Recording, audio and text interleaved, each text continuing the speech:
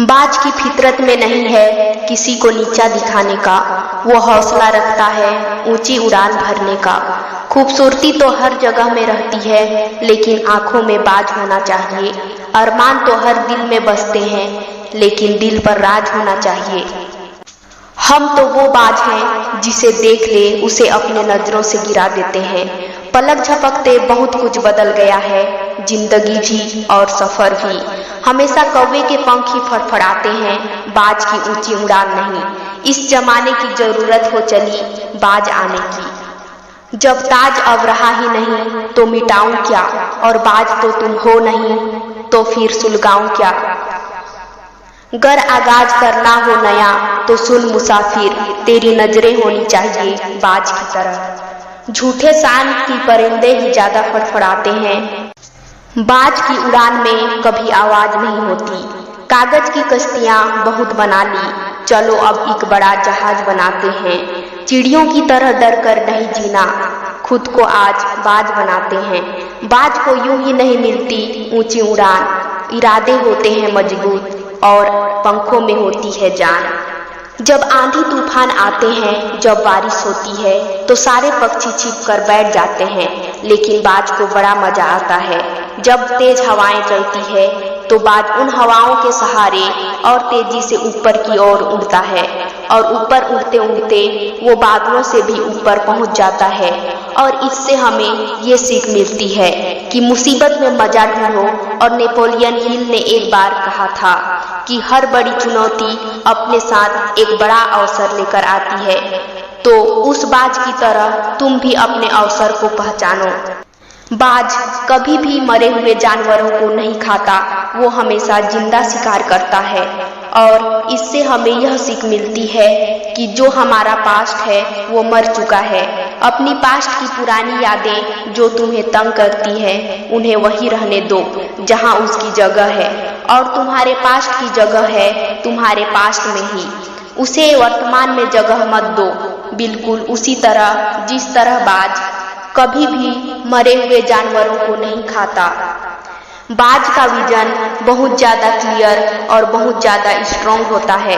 बाज अपने शिकार को 5 किलोमीटर दूर से ही देख लेता है, और जब एक उसे अपना लक्ष्य दिख जाता है तो उसके बाद रास्ते में चाहे कितनी भी मुश्किलें क्यों ना आए, वो अपने लक्ष्य को हासिल करके दम लेता है। और इससे हमें ये सीख मिलती है कि अपना विजन क्लियर रखो और उसे हासिल करने में फिर चाहे कितनी भी मुश्किलें क्यों ना आए, पीछे मत हटो। बाज अकेला उड़ता है और बाकी पक्षियों के मुकाबले सबसे ऊंचाई पर उड़ता है। बाज अकेले उड़ेगा पर कभी भी चिड़िया और छोटी पंछियों के साथ नहीं उड़ेगा। बाज हमेशा या तो बाज के साथ उड़ता है या फिर अकेला उड़ता है। और इससे हमें ये सीख मिलती है कि छोटी सोच वाले लोगों से हमेशा दूर रहें। बाज अपने घोंसले से नरम घास को हमेशा निकाल देता है, क्योंकि बाज का जो बच्चा होता है उसमें कंफर्टेबल ना हो सके। क्योंकि अगर वो घोंसले में कंफर्टेबल हो गया तो वह वहीं रहना पसंद करेगा, लेकिन बाज ऐसा कभी होने नहीं देता। बाज एक पक्षी है और उसे भी ये बात पता है कि there is no growth in comfort zone. लेकिन हम इंसान होने के बावजूद भी कई सारे लोग इस बात को समझते ही नहीं कि आप जितना कंफर्ट जोन में रहोगे, आपकी लाइफ आने वाले टाइम में उतनी ही ज्यादा अनकंफर्टेबल हो जाएगी। जीवन में सफलता पाने का एक राज है, जो कुछ करना है वक्त उसका आज है। आत्मविश्वास नहीं देखता कितने तूफान है, तेज बारिश और तूफान में उड़ने वाला बाज है। तारीफें क्या करें उनकी जो ऐसा हुनर रखते हैं, चाल है चीते की और बाज की नजर रखते हैं। बुलबुल के पैरों में ताज नहीं होते, कमजोर और बुजदिलों के हाथ में राज नहीं होते। जिन्हें पड़ जाती है झुककर चलने की आदत, उन सिरों पर कभी ताज नहीं होते। हर रोज मेहनत हो आज की तरह, नजर लक्ष्य पर हो बाज की तरह।